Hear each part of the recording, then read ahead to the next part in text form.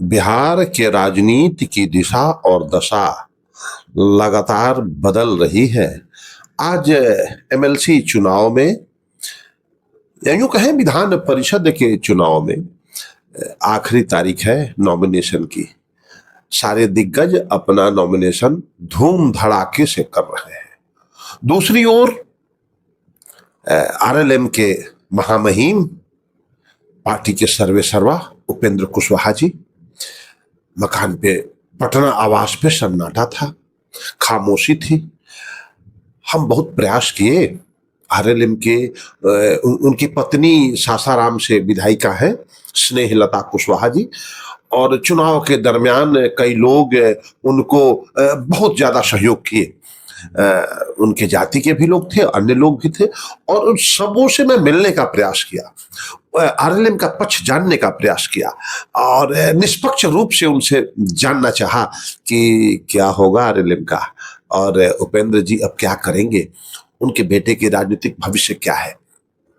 मगर सभी तरफ सन्नाटा, खामोशी कि थोड़ा इंतजार कीजिए, अभी अभी हम लोग कुछ कह नहीं पाएंगे, अभी फोन करना भी ठीक नहीं है, अभी देखते हैं क्या होता है, जो भी कुछ होगा अब आपको कल बताया जाएगा। तो सबने इस बीच हमने मंत्री साहब को फोन करने का प्रयास किया, मैंने उपेंद्र जी के लड़के को, जो बिना परिषद के सदस्य बने मंत्री बन गए हैं, उनको फोन करने का प्रयास किया, उनका पक्ष जानने का प्रयास किया, लेकिन फोन स्विच ऑफ आया।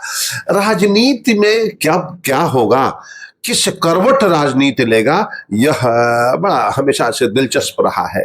और अपनों को धोखा देना, अपनों को ऐन वक्त पर उनको हिट करना और उनको परेशान करना, ये भाजपा की पुरानी आदत है।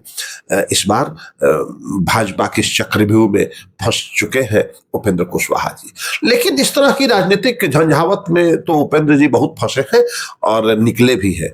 देखना इस बार का दिलचस्प होगा कि इस बार व्यवस्था से कैसे निकलते हैं। इस बीच मंत्री महोदय ने अपने फेसबुक आईडी से उस पर से मंत्री शब्द हटा दिया, यानी कहीं गुस्सा है, नाराजगी है, और अब भविष्य निश्चित रूप से कुछ कह रहा है। लेकिन राजनीति में इतना आसानी से अनुमान लगाना ठीक नहीं, क्योंकि वर्तमान मुख्यमंत्री भी ऐसे ही झंझावत की देन है, ऐसे ही परेशानियों की देन है।